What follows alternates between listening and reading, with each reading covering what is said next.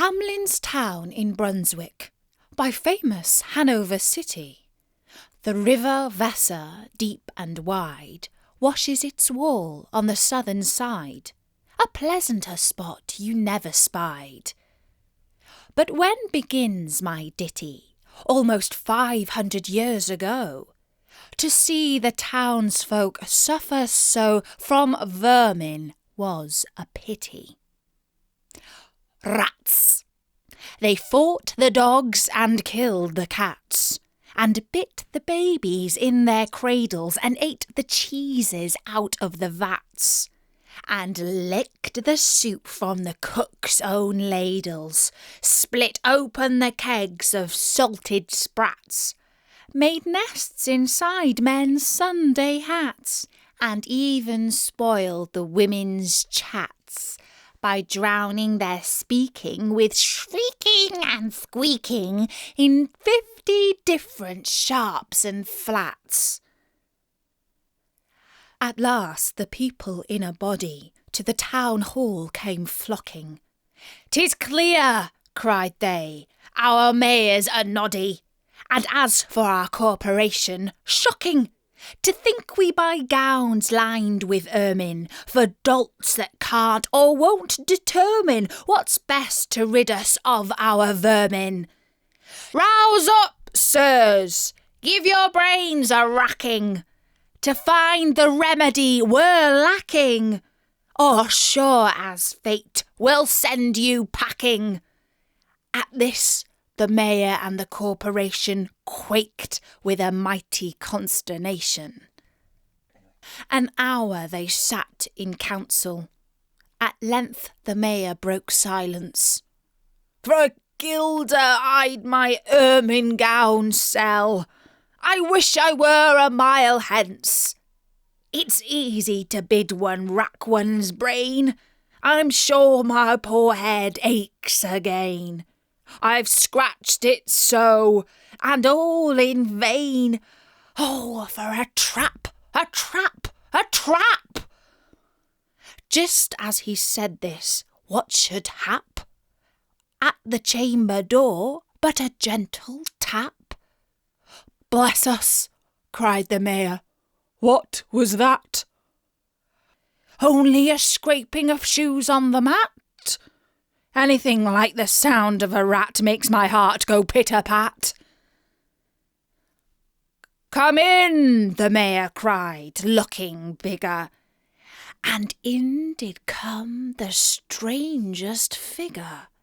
His queer long coat from heel to head was half of yellow and half of red, and he himself was tall and thin, with sharp blue eyes, each like a pin, and light loose hair, yet swarthy skin, no tuft on cheek, nor beard on chin.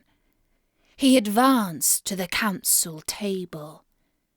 "And please your honours," said he, "I am able, by means of a secret charm, to draw all creatures living beneath the sun, that creep or swim or fly or run after me so as you never saw.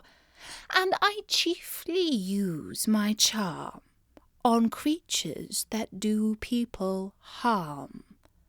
The mole and toad and newt and viper, and people call me the Pied Piper."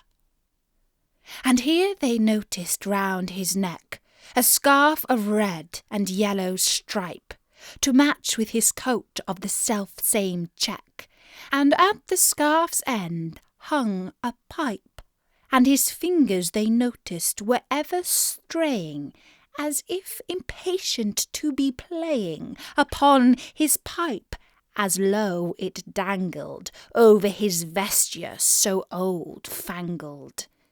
"Yet," said he, "poor piper as I am, in Tartary I freed the Cham.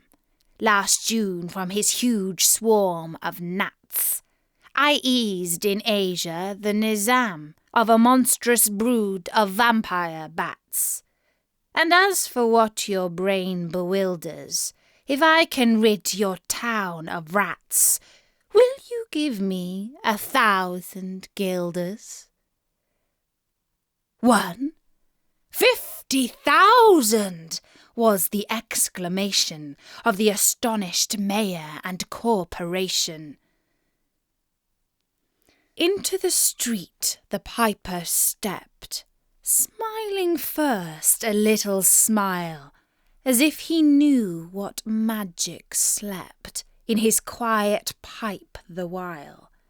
Then, like a musical adept, to blow the pipe his lips he wrinkled, and green and blue his sharp eyes twinkled, like a candle flame where salt is sprinkled, and ere 3 shrill notes the pipe uttered, you heard as if an army muttered, and the muttering grew to a grumbling, and the grumbling grew to a mighty rumbling, and out of the houses the rats came tumbling.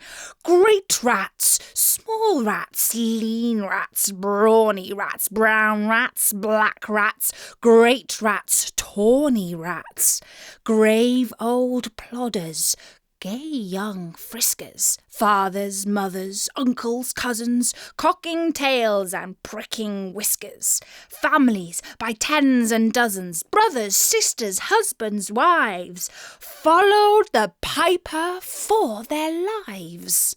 From street to street he piped advancing, and step for step they followed dancing, until they came to the river Weser, where all plunged and perished.